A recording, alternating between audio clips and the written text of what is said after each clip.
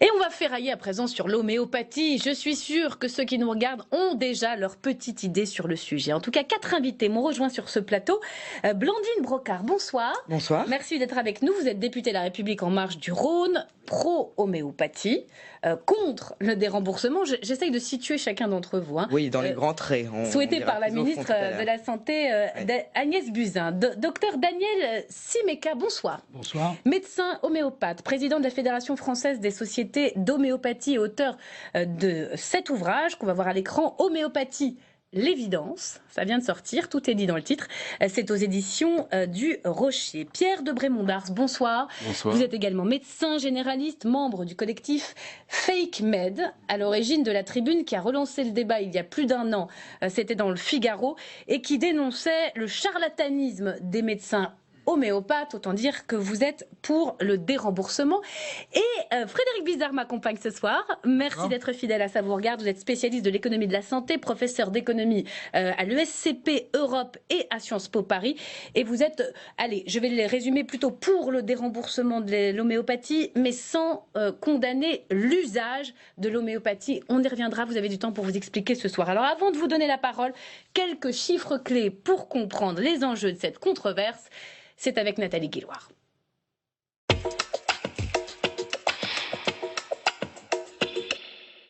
Ces petites granules sont appréciées par 72% des Français. Résultat, la facture s'élève aujourd'hui pour la sécurité sociale à 126,8 millions d'euros. Mais l'efficacité de l'homéopathie n'a jamais été prouvée lors d'études scientifiques. Agnès Buzyn pense donc au déremboursement.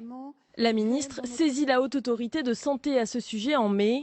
Elle préconise un déremboursement total. Son avis définitif sera rendu le 28 juin. Le remboursement des traitements homéopathiques a souvent été remis en question. Avant 2003, son taux était à 65%.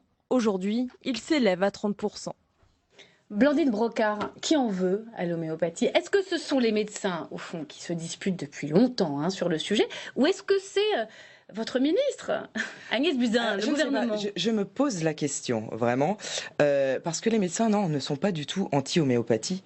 Ça dépend lesquels. On a un tiers des médecins, quand même généralistes, qui prescrivent quotidiennement de l'homéopathie. Et on voit très bien que les médecins, tant des villes que plus dans nos ruralités, ont l'habitude de compléter un traitement allopathique avec un traitement homéopathique, que l'un n'empêche pas l'autre et qu'il faut justement essayer de combiner les deux et différentes médecines. Donc c'est le gouvernement qui allume la mèche alors. C'est Madame Buzyn.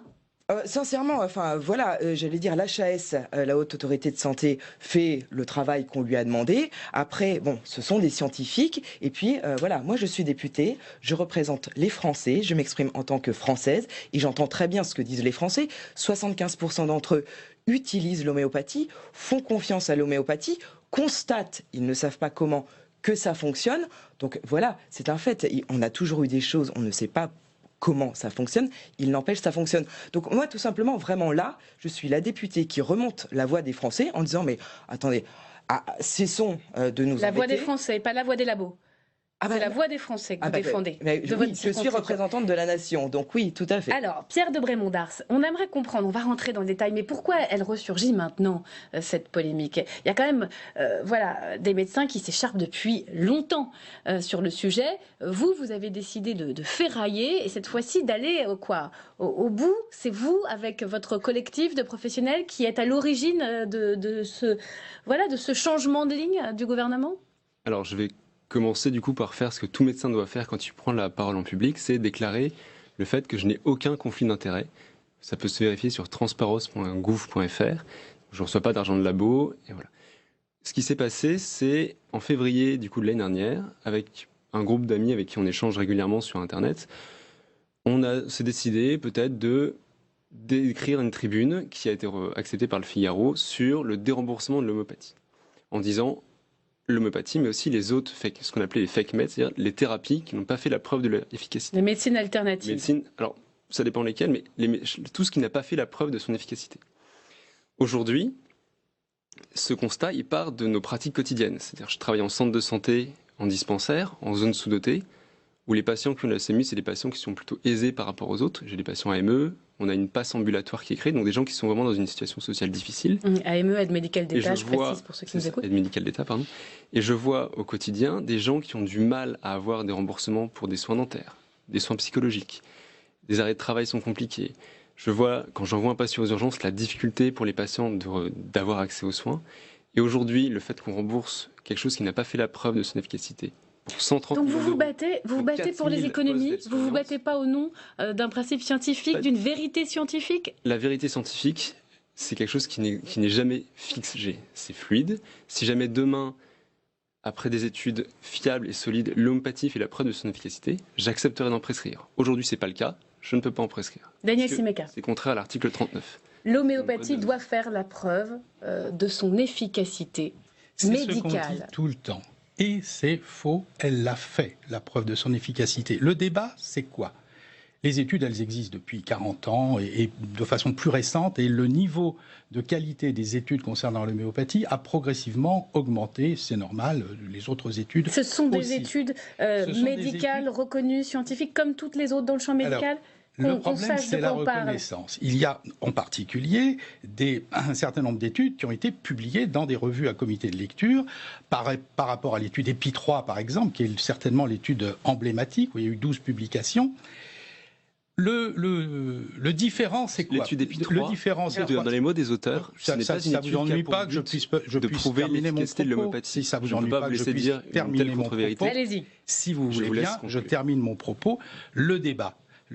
Et il faudrait s'apaiser un petit peu, parce que c'est vrai qu'il y a un an, vous avez commencé par nous traiter de charlatans. Vous avez changé votre discours, vous l'avez amolli.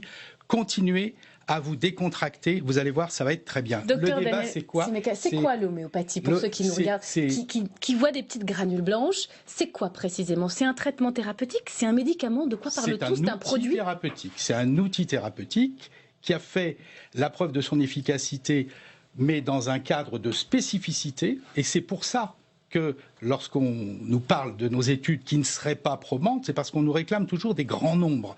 Or, nous, pour chaque patient, on a un médicament différent. On ne peut pas faire des grands nombres. Si on regarde nos études avec honnêteté, on s'aperçoit qu'effectivement, l'homéopathie, peut-être qu'on doit faire d'autres études, et donnez-nous les moyens, enfin le gouvernement, qu'on nous donne les moyens, les pouvoirs publics. Mais l'idée, l'homéopathie n'a pas fait la preuve, j'entends ça tout le temps, parce que c'est vrai que c'est un raccourci commode, n'a pas fait la preuve de son efficacité, c'est faux. Maintenant, je réponds à votre question, c'est quoi l'homéopathie? C'est un outil thérapeutique dans la trousse d'un médecin ou d'un professionnel de santé. Il y a des sages-femmes, il y a des dentistes, vétérinaires, etc. Et puis les pharmaciens aussi qui le conseillent. C'est un outil thérapeutique qui repose sur un principe qui est que toute substance qui est toxique à une certaine dose, eh bien, lorsqu'elle est préparée d'une certaine manière, le médicament homéopathique, c'est quelque chose de très complexe. C'est pas juste du sucre en poudre, le même argument depuis 50 ans. C'est quelque chose de très compliqué. Ce sont des plantes, principalement? Non, pas. Alors, il y a une certaine quantité de plantes, une légère majorité de plantes, mais il y a beaucoup de médicaments d'origine minérale, d'origine animale et d'origine mycélienne, c'est-à-dire des champignons. Des gros comme des microscopiques. Bon, on va revenir sur le fond, hein, mais là, on n'est pas au fond sur un débat pour ou contre l'homéopathie, personne ne le dit, c'est la question du déremboursement. Alors, Frédéric Bizat, déjà, pourquoi l'homéopathie a une place particulière en France? J'ai lu qu'on n'avait pas besoin d'autorisation de mise sur le marché avec l'homéopathie, contrairement aux autres médicaments, c'est vrai, c'est faux? Je crois qu'il y a le point, c'est que l'homéopathie, si on avait respecté le process qu'utilisent 99% des médicaments, il n'aurait jamais dû être remboursé, puisqu'en fait, il n'a pas fait les preuves de ce que demande la Haute Autorité de Santé en matière d'efficacité. Mais il y a une spécificité en France, c'est que la ministre de la Santé, quelle qu'elle soit, a le pouvoir de ne pas tenir compte des avis qui sont donnés. Donc jusqu'à maintenant, pour différentes raisons, on a décidé de continuer à rembourser. Même si on a démarré ce process de déremboursement il y a déjà une dizaine d'années, puisqu'on est passé de 65 à 30%. Hein, donc là, on parle d'un déremboursement qui est très partiel. Alors ça veut dire quoi déjà que la sécurité sociale ne rembourse qu'à 30%. L'homéopathie, est-ce que c'est pas au fond déjà accepter l'idée que c'est pas complètement un médicament comme les autres. C'est une faiblesse du process en France. Plutôt que de considérer que soit un médicament doit être remboursé, soit il ne doit pas l'être. On a fait pour des raisons politiques diverses, notamment pour des questions un peu d'emploi, on y reviendra probablement. On a considéré que des médicaments qui ne devaient plus être remboursés à 65% peuvent être remboursés, ce qu'on appelle le service médical rendu. Normalement, il est important, mais on a dit finalement on va créer deux autres catégories, c'est modéré et faible. Donc qui fixe les critères, qui décide? C'est la Haute Autorité de Santé qui a une commission qui examine les médicaments et donc elle a décidé de mettre deux autres tranches. Bon, donc et c'est un des sujets d'ailleurs, parce que l'homéopathie est remboursée à 30%, c'est-à-dire qu'il est considéré comme ayant un service médical rendu modéré, comme beaucoup d'autres médicaments.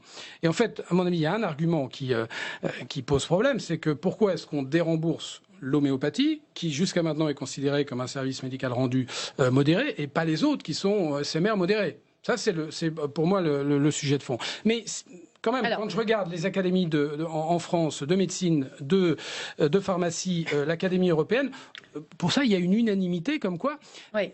Non pas que l'homéopathie soit inutile, non pas que l'homéopathie... Le corps médical, les pharmaciens... Mais en tout cas, selon les critères scientifiques les institutions veulent le déremboursement. Et franchit pas la barre. Je vais vous redonner la parole, mais quand même, il y a une actrice dans ce débat. On vous entend les médecins. Il y a un autre médecin, c'est Agnès Buzyn, et elle est ministre, et c'est elle qui décide in fine. On va l'écouter parce qu'au fond, cette médecin hématologue de son état n'est pas franchement pro-homéopathie, et on le sent bien dans ses propos. Écoutez-le.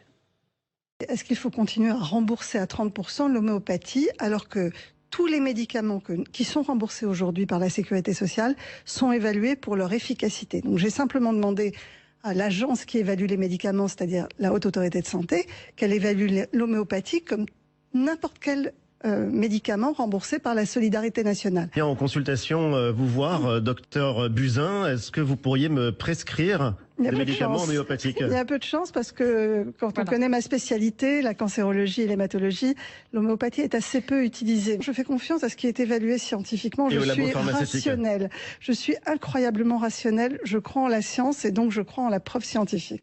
Mais il est là le débat. Vous avez une ministre qui est ministre de la Santé qui ne croit pas en l'efficacité scientifique, elle le dit là, quasiment, de l'homéopathie. Est-ce qu'elle est jugée partie, Madame la députée, je vais dans pas ce débat, j'allais dire, sur les propos effectivement de Madame la ministre. Je voudrais revenir sur ce qu'elle a dit et sur ce que vous avez dit tout à l'heure, monsieur.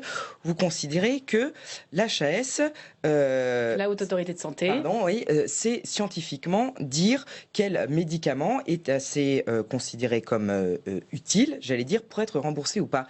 Excusez-moi, on passe juste sous silence tous les scandales sanitaires qu'on voit éclore les uns après les autres.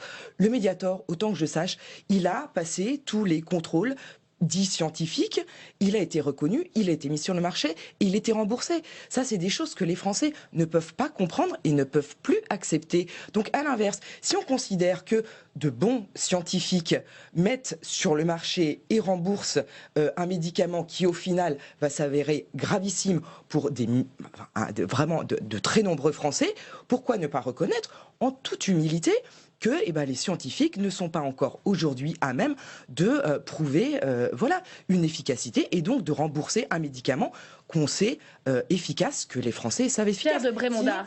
Sinon, ça fait 75% de Français que vous traitez, mais d'abrutis, quoi. Alors, en fait, on voudrait savoir aussi dans ce débat où est-ce qu'on se situe. Est-ce qu'on se situe sur une question d'efficacité scientifique, de preuves, ou est-ce qu'on se situe sur une question d'économie? Parce que quand on regarde ce que ça rapporterait à l'État par an, c'est très peu finalement. 128 millions d'euros.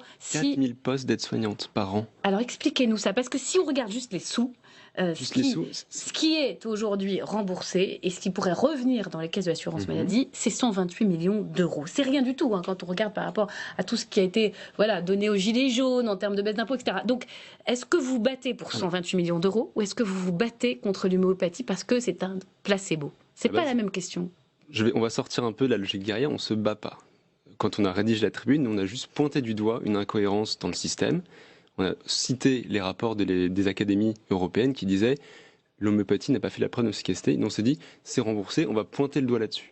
Ce qui a enclenché du coup tous les débats, c'est, il ne faut pas l'oublier, les plaintes qui ont été déposées à notre encontre devant Très les conseils violent, de l'ordre. c'est très violent, j'ai vu ça. À ce niveau-là, Parce devant que vous d'abord avez 10 été personnes. anticonfraternel et vous avez traité On a les cité- confrères de Pas du charlatans. tout. On n'a pas Et c'est traité nos illégal. confrères de Après charlatans. votre Nous avons tribune, cité le syndicat des l'article médecins 39 homéopathes du a Code de porté plainte déontologie. contre une soixantaine de signataires. Tout à fait. Depuis, certains ont même été sanctionnés par le Conseil de l'ordre. C'est viscéral, cette querelle.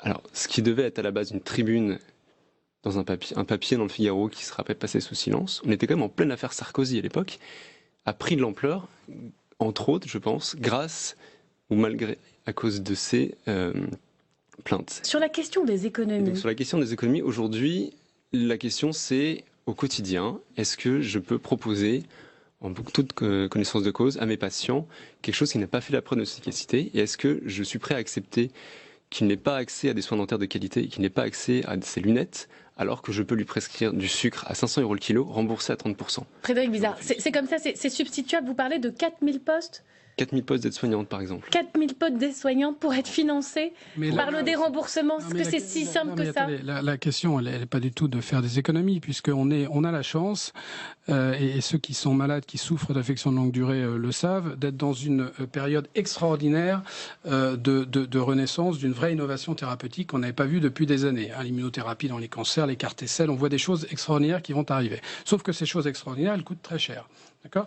Et que pour avoir accès, si on veut un accès universel à ces innovations, il faut qu'il y ait une gestion dynamique du panier de remboursement qui sont remboursés. Sur des critères qu'on peut considérer comme étant pas satisfaisants, c'est ni moi ni les choses, mais enfin, tous les pays ont à peu près les mêmes critères. Certains en rajoutent, comme l'Angleterre, des critères médico-économiques qu'on est en train de faire en France. Bon, donc, globalement, on peut trouver que c'est pas parfait. Vous avez raison. Mais enfin, je dirais que c'est un moindre mal d'essayer de considérer des critères scientifiques pour le choisir. Mais encore une fois, le déremboursement n'entraînera quasiment aucune barrière financière à la prescription d'homéopathie. C'est 2,30 €. Alors justement, les prix dans l'homéopathie, l'arnica par exemple, le plus utilisé. 30% de 2,30 €, ça va faire autour de 70 centimes. C'est complètement absurde d'utiliser un système assurantiel pour rembourser 60 centimes. Ça coûte quasiment plus cher. Moins les 50 centimes de franchise, ça fait 20 centimes. Voilà. Donc attendez, pour ceux qui nous écoutent, ce que vous expliquez, c'est qu'en gros, si vous déremboursez, il y aura toujours autant d'utilisateurs d'homéopathie, donc il n'y aura pas d'effet. Et deux, ça ne rapporte pas grand-chose à l'État, c'est ça? Là où par contre, pour éviter les reports, parce que le problème c'est qu'on a un petit peu intoxiqué les Français. Voilà, le plus clair possible. Le report, de quoi parlez-vous? De rembourser. Non mais le report, parce qu'en effet, ce qui est dit, c'est que si on dérembourse, les gens ne vont pas utiliser l'homéopathie, ils vont utiliser les médicaments plus chers. Bon, et donc il faudra des aides-soignantes pour soigner les effets secondaires. Ça, on n'a aucune preuve de rien. Mais ça n'empêche pas qu'il faut dérembourser. Ça n'empêche que ça doit s'accompagner d'une pédagogie, comme quoi, si l'homéopathie a l'utilité que vous dites, et vous êtes bien placé pour le savoir, très bien, continuons. Si la ministre considère que l'homéopathie, enfin la ministre et la communauté scientifique considèrent que l'homéopathie a sa place dans l'arsenal thérapeutique, et on peut le penser, s'il y a un tiers des Français qui le consomment, eh bien il faut continuer à utiliser l'homéopathie, mais ne pas le rembourser si on veut que tous les Français aient un remboursement de ce qui, là, il y a un problème d'accès financier, qui sont toutes les innovations qui arrivent. Et croyez-moi, quand on est malade, quand on a une maladie grave, le système français de remboursement à 100%, c'est le noyau, c'est vraiment le noyau dur de la solidarité qu'il faut entretenir. Et on ne pourra pas continuer à l'entretenir si on n'a pas une gestion dynamique. Donc vous dites oui, il faut dérembourser, il n'y aura pas beaucoup d'effets. C'est pour dépenser ailleurs. Voilà, c'est très clair. Daniel Simeka, au fond, c'est pas un argument infime, c'est un véritable argument de ce côté du plateau. C'est un argument, effectivement, que j'entends en dynamique. C'est-à-dire, dérembourser l'homéopathie, ça ne rapporterait rien tout de suite, mais ça mettrait une dynamique de nettoyage un peu permanent. C'est ce que vous dites. Sérieusement, avec 126 millions d'euros, je ne suis pas sûr qu'on fasse grand-chose, et moi je serais d'accord pour avoir plus d'aides-soignantes, remboursement de la psychothérapie, de la diététique et de l'exercice physique. Mais c'est pas le sujet, c'est pas en économisant sur l'homéopathie. Le report dont nous parlions, c'est effectivement le fait ensuite, pour une certaine frange, mais il y a des études quand même économiques qui ont montré que le déremboursement de l'homéopathie aboutirait à une augmentation des dépenses de santé. Donc il faut quand même en tenir compte. Il n'y a aucune étude, pour le coup, les études scientifiques, je laisse mon collègue, mais il n'y a aucune étude économique qui montre ça. Non, là, vous... on n'a pas lu. Alors justement, on va essayer d'entrer maintenant dans la question des effets. Des effets sur l'économie de la santé, des effets sur les laboratoires qui sont très importants en France, à commencer par Boiron, pour comprendre donc cet impact l'impact d'un déremboursement de l'homéopathie sur l'emploi. On est allé à Pantin, au nord-est de Paris, et on a pu pousser la porte de l'un des nombreux sites de production des laboratoires Boiron, une entreprise 100% française, championne du monde en matière d'homéopathie. C'est un reportage de Laszlo Gelabert avec Rahabika. Sur ces étagères, des centaines de tubes de granules blancs. Au total, 4500 références, aujourd'hui remboursées à 30% par la sécurité sociale. Vous voyez l'ensemble des références, à la fois tubes ou doses, qui sont stockées en vue de la préparation des commandes pour les pharmaciens de la région. 1600 pharmaciens à peu près dans la région, et nous faisons environ entre 1600 et 2000 commandes par jour. Mais quelle est la recette de ces petites billes ? Dans ce laboratoire, des blouses blanches manipulent de drôles de potions. Dans ces flacons, une goutte de substance active issue de plantes, d'animaux ou de minéraux, mélangée à 99 gouttes d'eau alcoolisée. Cette dilution est ensuite agitée avec les granules. Pour ces salariés, le déremboursement signifierait une remise en cause de leur savoir-faire. C'est vexant, c'est dévalorisant parce que j'ai quand même appris, j'étais à l'école, à l'Institut des métiers de technologie à Tours, où on nous a appris à fabriquer les médicaments. Il y a l'inquiétude parce que voilà, on ne sait pas après les conséquences de tout ça, on s'inquiète. Une inquiétude partagée par la direction. Cette entreprise emploie 2500 personnes sur le territoire national. On pense qu'au niveau des emplois nationaux, au niveau Boiron, l'impact serait d'environ 1000 postes supprimés. En 2018, les laboratoires Boiron ont réalisé plus de 350 millions d'euros de chiffre d'affaires en France. Selon l'entreprise, ce chiffre pourrait être divisé par 2 en cas de déremboursement.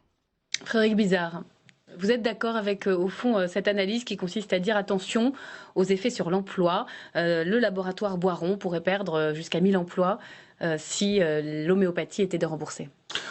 D'abord, je pense pas que l'assurance, enfin, je suis même sûr que l'assurance maladie ne serve pas à subventionner des emplois. Il faut les subventionner.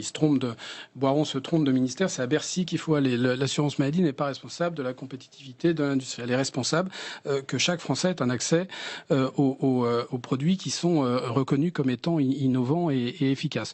La deuxième chose, c'est que je suis pas du tout persuadé, même si c'est le jeu. Je suis absolument pas choqué par ce que fait Boiron. Tous les labos français le font, ce qui fait que d'ailleurs il y a quasiment plus d'innovations qui sont produites en France, puisque c'est quoi? C'est du chantage à l'emploi? C'est une défense de ses intérêts, c'est normal. Mais cela dit, moi je vois pas très bien comment Boiron serait réellement impacté. D'abord parce que c'est un laboratoire mondialisé, que l'homéopathie, je crois qu'il est dans 50 pays, que l'homéopathie se développe beaucoup dans un certain nombre de pays, Brésil, enfin monsieur doit connaître ça très bien, que peut-être que ce déremboursement va d'ailleurs permettre à Boiron d'augmenter de 50 centimes, je ne sais pas, d'être plus libre dans ses prix sans gêner l'accès à ses produits, parce qu'on est sur des produits qui sont très bas.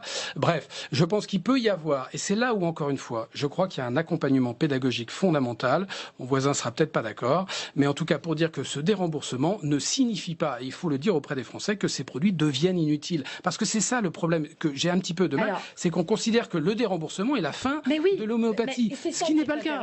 On est au cœur du sujet. Blandine Brocard, si ça n'a pas tant d'effet sur l'emploi, si ça n'a pas tant d'effet sur l'utilisation, au fond, pour vous, si on dérembourse, ça veut dire que l'homéopathie, ça marche pas. C'est ça l'idée? Oui, pour moi, c'est... Vous envoyez ce signal-là. Ah bah, tout à fait. Mais vous pouvez quand même utiliser de l'homéopathie sans forcément avoir envie que ce soit remboursé, donc synonyme d'un effet médical, thérapeutique. Voilà, vous traitiez de charlatans ceux qui effectivement utilisent l'homéopathie. Il y a un nombre incroyable de médecines autres, douces, et attendez, enfin, ce sont des médecins qui utilisent. Il y a 15 centres de cancérologie en France qui travaillent avec des homéopathes, qui travaillent même, alors qui vous donnent sous le manteau parce qu'ils osent pas, des coupeurs de feu pour lutter contre les effets de la chimiothérapie. On ne sait pas comment ça fonctionne. On est obligé de constater que ça soulage. Je ne vais pas vous dire, on va utiliser toutes ces médecines dites douces pour soigner des cancers. Bien évidemment que non. On a besoin de la médecine allopathique. Mais à l'inverse, que la médecine allopathique reconnaisse le fait qu'elle est la médecine allopathique, c'est la médecine traditionnelle, classique, voilà, scientifique. Que la médecine reconnaisse qu'au lieu d'être dans un combat face à face, eh ben, on avance ensemble, tout simplement. Il y a plein de choses qui sont en train, effectivement, d'être découvertes, d'évoluer. Il y a plein d'autres civilisations qui sont en très bonne santé et qui utilisent autre chose que nous, ne soyons pas il y a des sectaires. Milliards de personnes sur la planète qui utilisent des médecines alternatives. Exactement. Simplement, Donc, quand vous c'est nous parlez juste avec ce passion combat-là. sur ce plateau, vous parlez de combat. C'est votre combat, mais est-ce que... Non, c'est pas mon combat. Non, mais vous me parliez de votre circonscription. Ça passerait pas, ça, sur le terrain? On a beaucoup parlé des gilets jaunes et les capteurs du terrain. Est-ce qu'un sujet comme ça, de société, pourrait bloquer au niveau du terrain, au niveau des gens? C'est pas un combat, parce que voilà, moi c'est parce que je vois les réactions qu'il y a en face que voilà, ça commence à me hérisser parce que qu'est-ce qu'ils vous disent? De dire non, mais en gros, vous êtes complètement à côté de vos pompes à utiliser ça. C'est le message qui est envoyé en face. Donc c'est pas un combat, et deux, j'ai commencé à me présenter comme ça. Je suis député de la nation, je porte la voix des Français, et tout simplement dans la rue, si on met dans les marchés qu'on fait, dans les associations et tout, les fêtes de village, tout simplement, on dit bon, vous en pensez quoi? Mais qu'est-ce que vous venez emmerder les Français? Elle n'est pas droite, cette phrase. Mais c'est vraiment ça. C'est pourquoi on va mettre ça sur la table. Les économies, il n'y en aura pas. Enfin, voilà. Pour moi, c'est vraiment... Et j'ai très peur que sur le fond, ce soit un combat d'experts, de scientifiques qui veulent garder leur petit précaré, alors que les Français veulent vraiment tout autre chose. On continue à débattre, mais il nous reste quelques minutes seulement. Ce qui est intéressant, c'est que vous faites partie de la majorité. On a entendu la ministre qui, clairement, attend l'avis de la Haute Autorité de Santé, mais plaide plutôt pour un déremboursement. Et vous êtes, au fond, pas forcément, je dirais, majoritaire, mais divisé au sein de La République En Marche. Thomas Mesnier, lui, a un avis contraire. On l'écoute. La décision de déremboursement doit se faire sur la science, et rien que la science, parce que c'est seulement dans le cas où la science prouve qu'un traitement est efficace que la solidarité nationale doit, à mon sens, s'exercer. En l'occurrence, à ma connaissance, il n'a jamais été démontré que l'homéopathie avait plus d'effet que n'importe quel placebo. Elle vous surprend au fond ce début de fronde au sein des marcheurs, en tout cas une division très claire. On sent que ça remonte au sein de la majorité. Ils ne sont pas d'accord sur ce sujet. Ce qui est tout à fait étonnant, c'est d'entendre M. Mesnier parler de la science. Donc il l'a rencontrée. Et il faudrait qu'il nous la présente. C'est qui la science? Je suis agacé depuis 1 an par ce hold-up sur la science. Nous sommes tous des scientifiques. Il y aurait messieurs les censeurs de la science, qui sauraient ce qui est valable et ce qui ne l'est pas, et nous serions en quelque sorte les potaches qui montreraient leur copie, et leur copie serait à noter. Vous parlez des médecins homéopathes, parce que est-ce qu'on peut être médecin allopathe les pharmaciens et homéopathe en même temps? Est-ce qu'on peut prescrire des médicaments classiques, un médecin, c'est un médecin, et des granules en même temps? Mais autre chose est impossible. Le patient est dans la salle d'attente, on ne sait pas ce qu'il a, donc on ne sait pas encore ce qu'on va lui donner. Donc être homéopathe, ça n'existe pas. On est médecin et on est expert parce qu'on s'est formé dans la thérapeutique homéopathique. Et pour revenir sur ce que vous disiez, effectivement, c'est dire à 75%, 77% des Français, eh bien, vous êtes des imbéciles. Et les Français, eux, ils disent le contraire. Quand même, en 2 mois, je n'ai pas l'habitude, certainement vous avez plus l'habitude que moi de ce genre de choses, en 2 mois, 1 million de signatures sur notre pétition monhoméomonchoix.fr. 1 million de signatures en 2 mois, c'est quand même pas rien. Donc ça veut dire que la population, elle sait, parce que je vous rappelle que dans l'evidence-based medicine, il y a 3 éléments. Il y a les éléments objectifs, les études sur lesquelles on a parlé, et puis il y a l'expertise particulière du médecin, son expérience, et il y a l'expertise du patient. Le patient sait quelque chose. Arrêtez de prendre les patients pour des imbéciles, c'est ce que vous leur envoyez. Alors, et un déremboursement, ce serait leur dire cela. La parole à Pierre de Brémond-Dars. La question de l'opinion, elle est très clairement contre vous sur ce sujet. Alors, des pétitions sur Internet, on en voit passer pas mal, c'est une chose. Aujourd'hui, le but, c'est pas de dire aux patients qui prennent de l'homéopathie qu'ils ont tort d'en prendre. Aujourd'hui, c'est de leur dire, vous pouvez la prendre si vous voulez, mais vous pouvez aussi aller au cinéma, aller prendre du chocolat, écouter de la musique. Aujourd'hui, ce qui fait du bien aux patients, c'est le fait de passer du temps avec son médecin. C'est la majeure partie de ce qu'on appelle l'effet placebo. Et donc, ce qu'on recommande, c'est avant tout de pouvoir passer du temps avec nos patients, de pouvoir leur proposer des alternatives, en effet, aux médicaments. Vous passez combien de temps avec vos patients? Un quart d'heure? Un quart d'heure, 20 minutes. Ouais. Et on a le temps d'avoir la globalité, de prendre le temps. De prendre le temps, de les revoir, on fait du suivi. Chapeau. C'est étonnant, un quart d'heure, je ne sais pas ce qu'on peut faire en un quart d'heure. Je ne suis pas médecin, moi mon médecin, heureusement qu'il prend un peu plus de temps avec moi. Mais il me prend semble du qu'il temps faut quand on a effectivement un besoin. peu plus Il y a de des temps. situations en effet où j'ai besoin de prendre plus qu'un quart d'heure et je le prends. Les patients qui sont en salle d'attente le comprennent. Et j'arrive à prendre le temps et on fait aussi du suivi. C'est-à-dire qu'on voit les patients plusieurs fois, sur plusieurs semaines, plusieurs mois, dans certaines situations, même de façon plus rapprochée pour des annonces de cancer. Mais on doit aussi répondre aux urgences du jour. Donc ça nécessite d'avoir des plannings organisés pour ça. C'est ce qu'on fait au centre de santé où je travaille. Frédéric Bizard, il y a la question des pharmacies aussi, je voudrais qu'on en parle. Est-ce que c'est vrai qu'il y a 20% des ventes en pharmacie, c'est de l'homéopathie ? Est-ce que c'est à ce point-là? J'ai lu ça dans plusieurs articles en préparant cette émission. Ça dépend de quoi vous parlez, mais certainement pas en matière de chiffre d'affaires. Hein.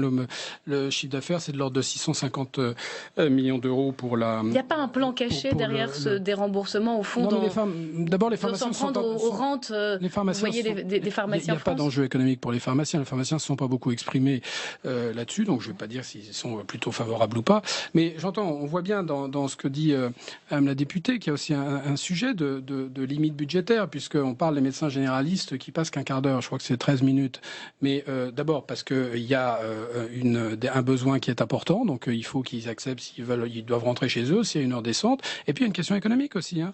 C'est que vous voyez bien qu'on est dans une limite budgétaire, 25 € la consultation, si on enlève les charges, ça fait 12 € la consultation. Donc on peut considérer que le médecin généraliste peut être sous-payé, mais évidemment ça fonctionne pas comme ça. Donc on voit bien que, encore une fois, la ministre va prendre une décision qui est une décision courageuse, parce que personne d'autre avant elle l'avait fait. Simplement, pour qu'elle soit cohérente, il faut qu'elle aille au bout de la logique. C'est-à-dire que dire que tout médicament qui a un service médical rendu qui est insuffisant, remboursé à 15 et 30%, n'est plus remboursé, et expliquer que c'est pour qu'on va tous à un moment donné sujet à une affection de longue durée, une affection grave, et probablement qu'on aura la chance d'avoir beaucoup plus de médicaments que nos prédécesseurs qui nous sauveront, qui nous permettront de vivre plus vieux. Donc c'est cette logique-là qu'il faut expliquer jusqu'au bout, et donc il faut dérembourser sans condamner l'homéopathie. Alors on vous mettra pas d'accord sur ce plateau et dans ce débat qui s'achève. Simplement, peut-être pour terminer très rapidement un tour de table, il y a cet avis le 28 juin de la Haute Autorité de Santé. Il y a eu des auditions. Il sera rendu public et la ministre a dit je me plierai à cet avis. Au fond, le 28 juin, c'est le juge de paix. C'est faire, comme dire, c'est juste, ou au contraire, vous déjà délégitimez d'avance l'avis de la Haute Autorité? Je ne peux pas délégitimer un avis que je ne connais pas. J'attends donc sereinement l'avis de la Haute Autorité de Santé. J'ai été moi-même reçu par la Haute Autorité au mois de février ou début mars. Donc attendons sereinement. Mais ensuite, effectivement, Madame Buzyn prendra une décision qui est une décision politique et une décision face aux Français. Et elle assumera ses responsabilités, nous les nôtres. Brocard, vous aurez le mot de la fin. C'est normal que ce soit elle qui décide? Elle est légitime sur ce débat? Alors, il y a effectivement la Haute Autorité de la Santé qui a un avis scientifique. Il y a pour moi un ministre qui doit avoir un avis politique pour les Français. Merci, on va s'arrêter là. Merci infiniment à tous les quatre d'être venus nous parler de l'homéopathie, des remboursements ou pas, affaire à suivre. C'est la fin de cette émission, on se retrouve demain, même lieu, même heure. Très belle soirée sur LCP.